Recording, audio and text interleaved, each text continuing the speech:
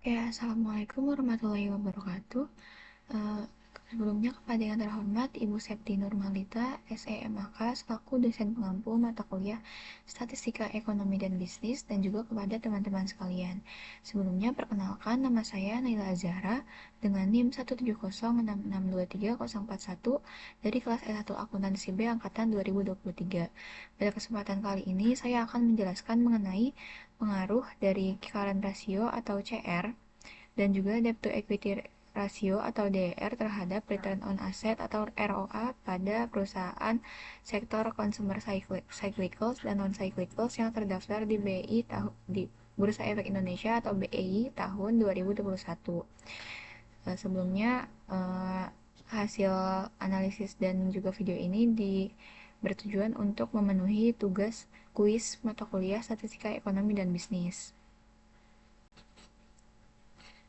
Oke, yang pertama kita akan bahas mengenai hasil regresi berganda atau multiple regressionnya pada variabel X1, X2, dan Y-nya. Didapatkan hasil bahwa determinan R atau multiple R-nya itu eh, sebesar 0,46 alias 46% atau pengaruhnya antara variabel X1, X2 terhadap Y itu cukup kuat. Dapat dilihat dari kategori korelasinya di sini bahwa 46% atau 0,46 itu dia cukup kuat. Kemudian adjusted R square-nya 0,16 yang artinya X1 dan X2 dapat menjelaskan Y sebesar 16%. Sisanya dapat dipengaruhi oleh faktor-faktor yang lainnya.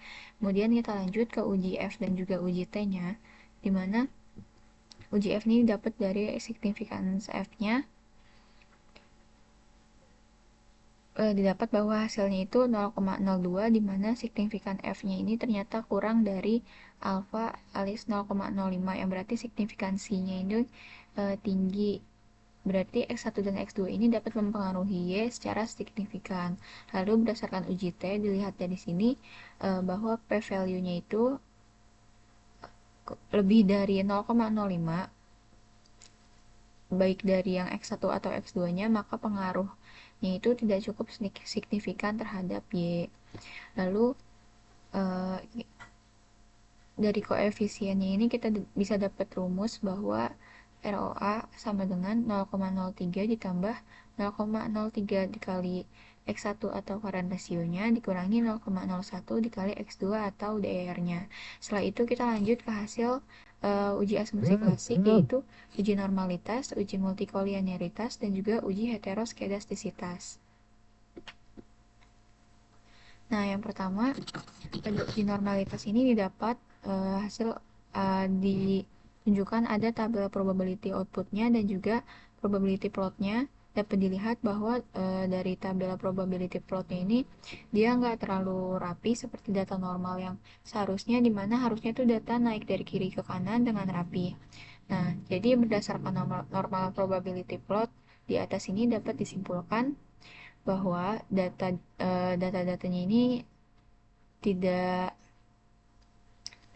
tidak sepenuhnya terdistribusi dengan normal, terutama karena ada penyimpangan di ekor kiri dan kanan. Distribusi di atas ini tampak skewed dan juga kemungkinan positively skewed karena ekor kanannya ini lebih panjang. Nah, selanjutnya kita lanjut ke uji multikolinearitas. Setelah didapat dari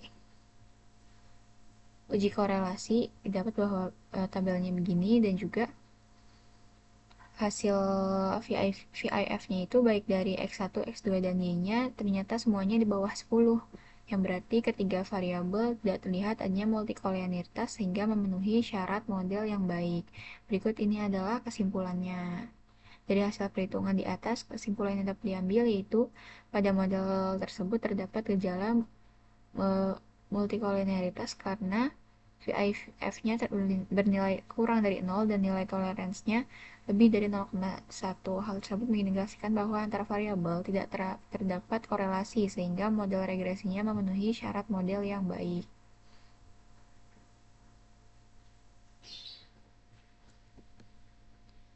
Lalu terakhir kita ke uji heteroskedastisitas.